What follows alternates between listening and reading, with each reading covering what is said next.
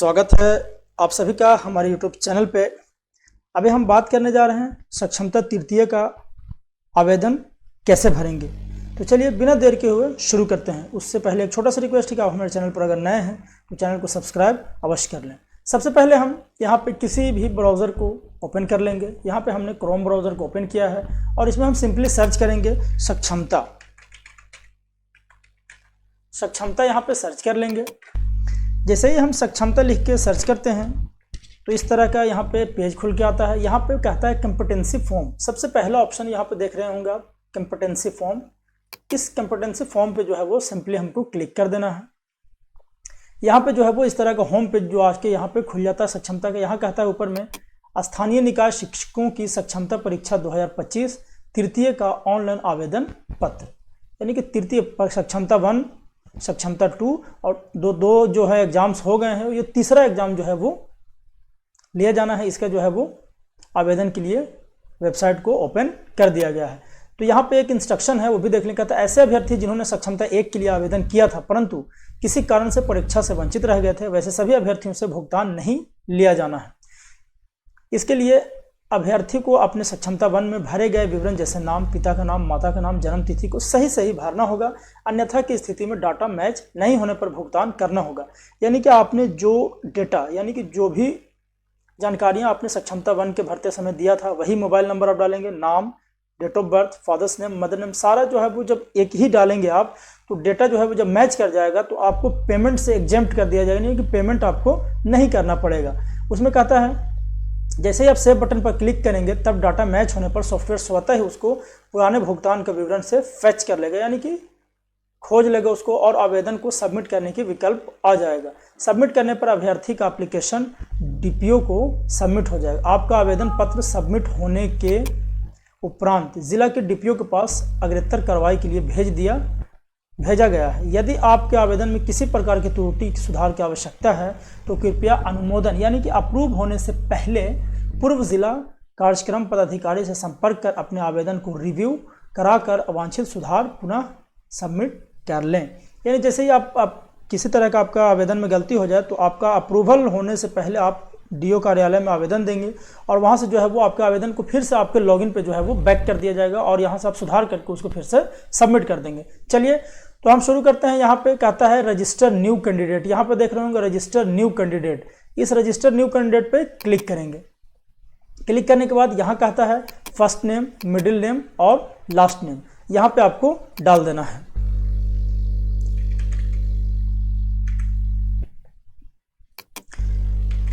यहाँ पे डाल देना है, अपना नाम डाल देना है, जो फर्स्ट नेम, लास्ट नेम, अगर मिडिल है तो डालेंगे, नहीं है तो नहीं डालेंगे।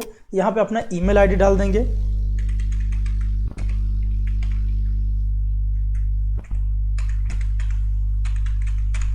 हमने यहाँ पे अपना ईमेल आईडी डाल दिया और यहाँ पे एक मोबाइल नंबर आपको डाल देना है।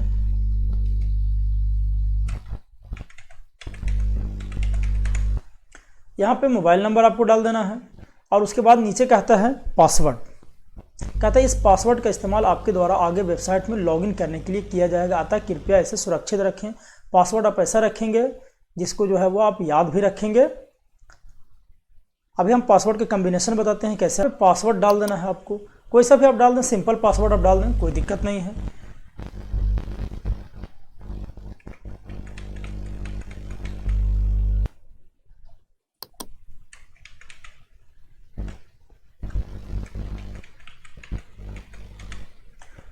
देखिए सारा आपने भर दिया, नाम भर दिया, email ID, mobile number, password आपने सेट कर लिया और उसके बाद जो है वो यहाँ पर रजिस्टर पर सिंपली क्लिक कर देंगे।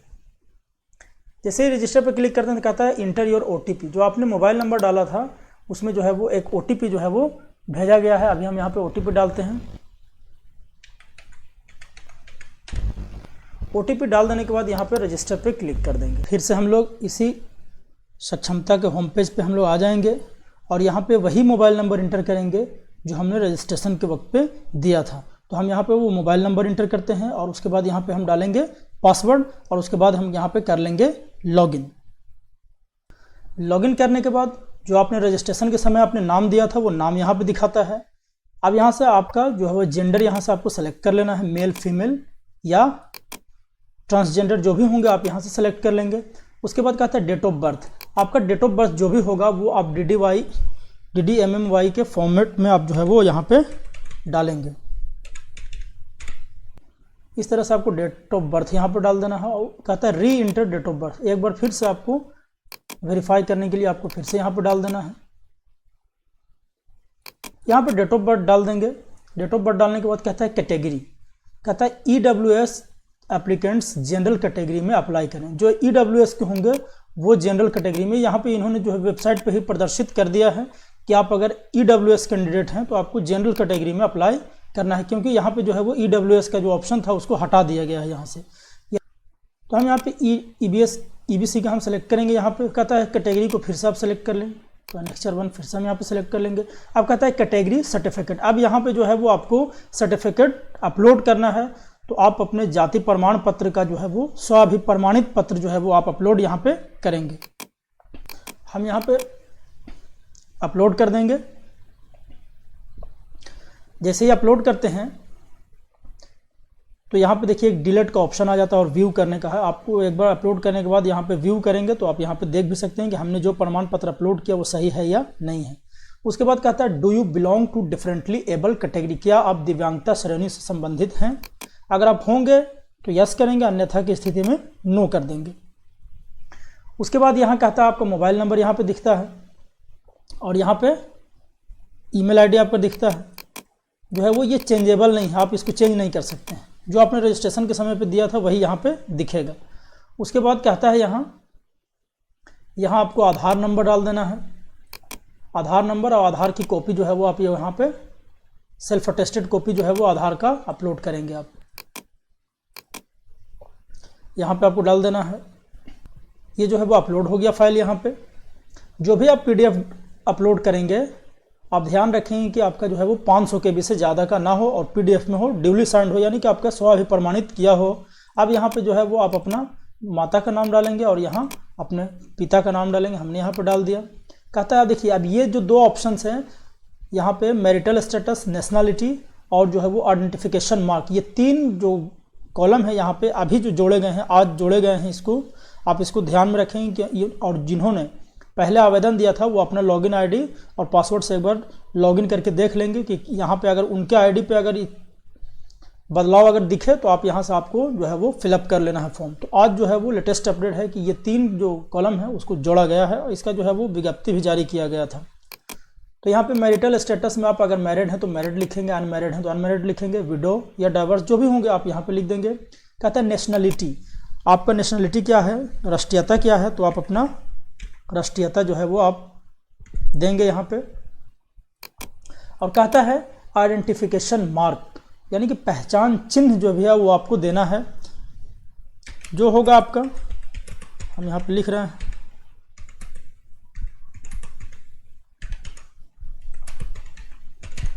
कहता है cut mark on left hand, ये हम लिख देंगे यहाँ। उसके बाद कहता है परमानेंट एड्रेस, जो भी आपको देना है आप अपना परमानेंट एड्रेस यहाँ पर डाल देंगे।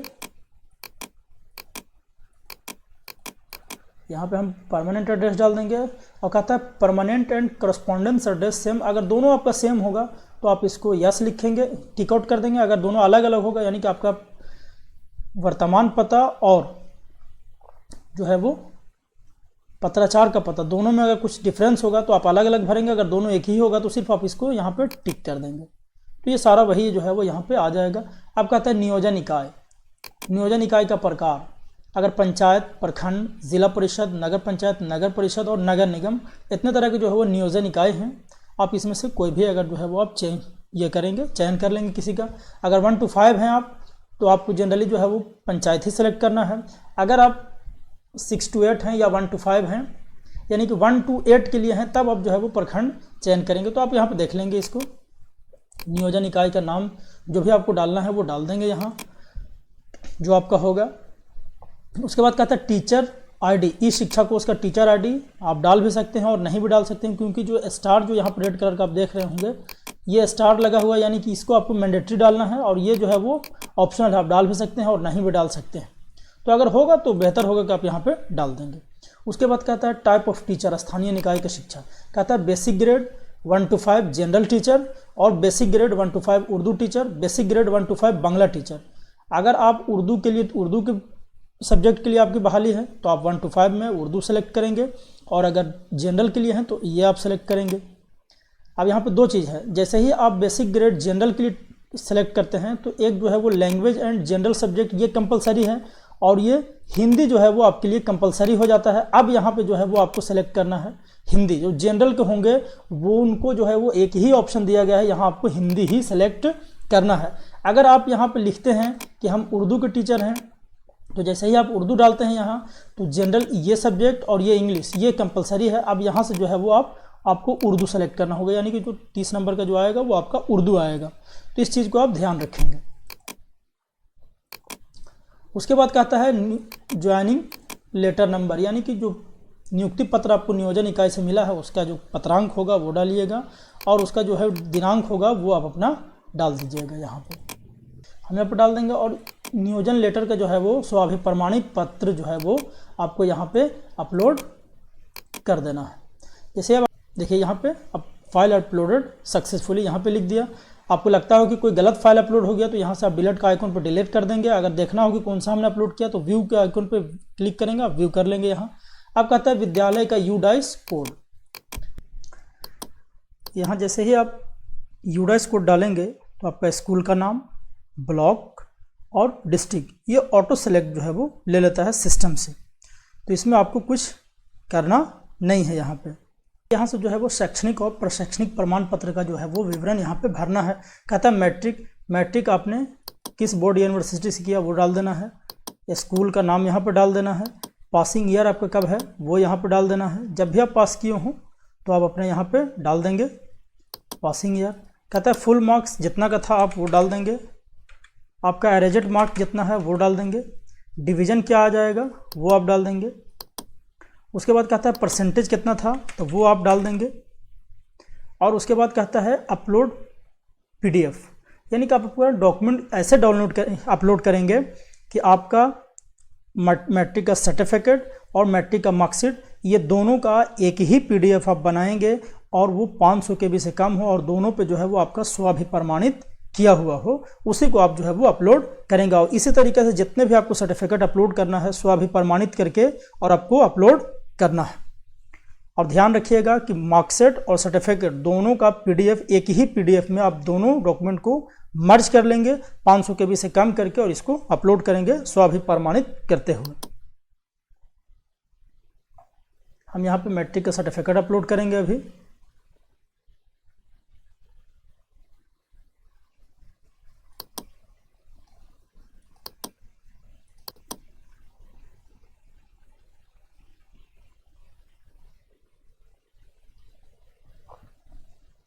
अब कहता है उसके बाद इंटरमीडिएट, आप जब इंटरमीडिएट कब किए हैं वो आप डाल देंगे यहाँ पे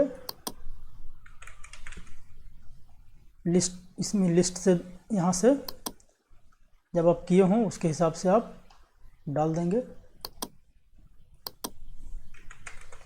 यहाँ पे कुल मार्क यानी कि कितने का था और कितना आपने प्राप्तांक लाया वो आपको यहाँ पे डाल देना है, और यहाँ पे डिवीज़न आपको सेलेक्ट कर लेना है कि फर्स्ट है या सेकंड है, थर्ड है, जो भी हो आप यहाँ पर डाल देंगे।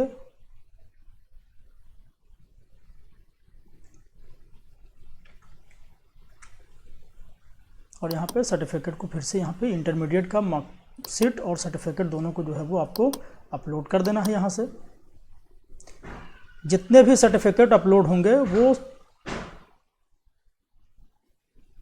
वही 500 KB में लोड होंगे, और सर्टिफिकेट और मार्कशीट दोनों एक ही PDF में मर्ज करके आप PDF बनाएंगे। उसके बाद क्या आता है ग्रेजुएशन। अगर आपके पास ग्रेजुएशन का है तो आप डालेंगे, अगर नहीं हो तो नहीं डालेंगे, क्योंकि 1 to 5 के लिए जनरली इंटरमीडिएट भी है। अगर जितना भी शैक्षणिक प्रशैक्षणिक है आप सब दे सकते हैं। मैट्रिक इंटर तो कंपलसरी है, अगर ग्रेजुएशन आप नहीं देते हैं तो भी चलता है। पोस्ट ग्रेजुएशन अगर नहीं देते, अगर है तो दीजिए, अगर नहीं है तो नहीं दीजिए।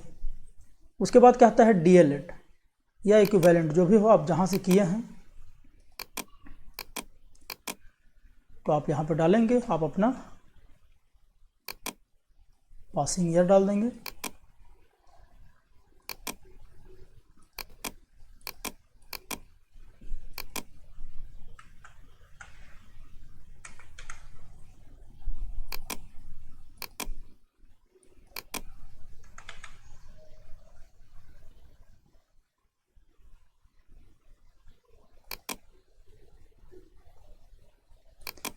यहाँ पे सारा जो है वो आप full marks, obtained marks, division, percentage जो भी होगा आप अपना परसेंटेज निकाल के उसके हिसाब से जो है वो आप अपना सर्टिफिकेट यहाँ पे अपलोड कर देंगे।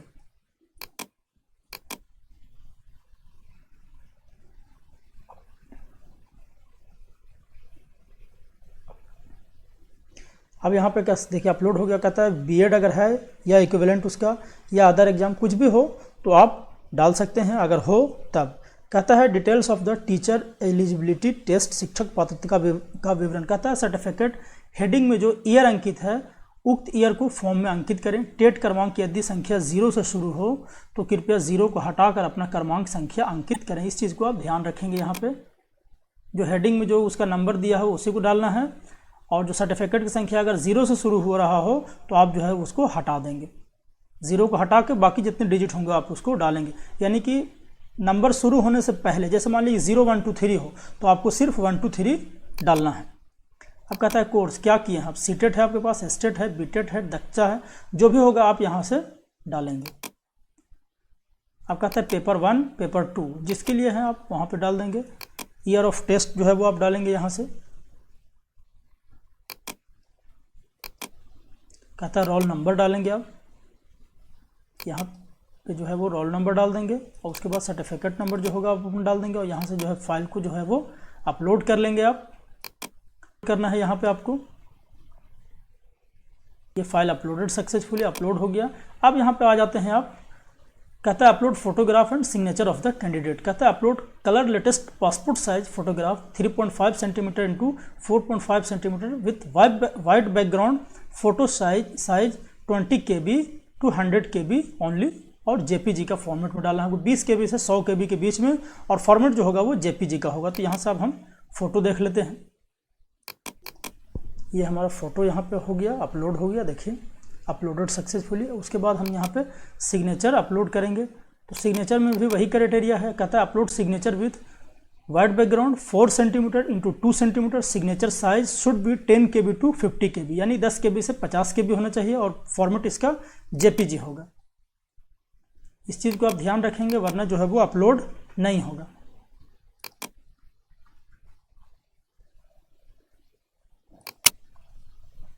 ये जो है हमारा सिग्नेचर भी जो है वो यहाँ पे अपलोड हो चुका है। अब उसके बाद कहता है I confirm that there is no legal proceeding pending in the court of law of teachers appellate authority against me. I am present teaching in the school and withdraw salary of December 2024। यानी कहता है कि मेरे ऊपर किसी तरह का जो है वो मामला जो है वो अपीलीय पदाधिकार में लंबित नहीं है, और मैं जो है जो मैंने स्कूल का जानकारी दिया उसी स्कूल में जो है वो अब पदस्थापित हूँ, पढ़ा रहा हूँ, और 2024 का वेतन जो है हमारा मिल गया है। ये आपको कंसेंट यहाँ पे दे देना है, और उसके बाद जो है वो यहाँ से आपको सेव कर देना है। सेव करने के बाद जो है वो आपका पेमेंट का ऑप्शन आएगा, आप पेमेंट कर लेंगे। पेमेंट करने के बाद जो है वो आप रजिस्ट्रेशन फॉर्म जो है वो आप डाउनलोड करके अपने पास आप रख लेंगे, और आपके बीआरसी के माध्यम से जो है वो डिस्ट्रिक्ट पे चला जाएगा। अगर इतना होने के बाद भी अगर आपको लगता हो कोई दिक्कत हो तो आप अपने डीओ से वेरीफाई होने से पहले जो है वो आप डीओ कार्यालय में संपर्क करके और अपना फॉर्म को जो है वो फिर से जो है वो आप अपने लॉगिन पे वापस करके जो भी वांछित सुधार करना हो आप उसको सुधार कर लेंगे।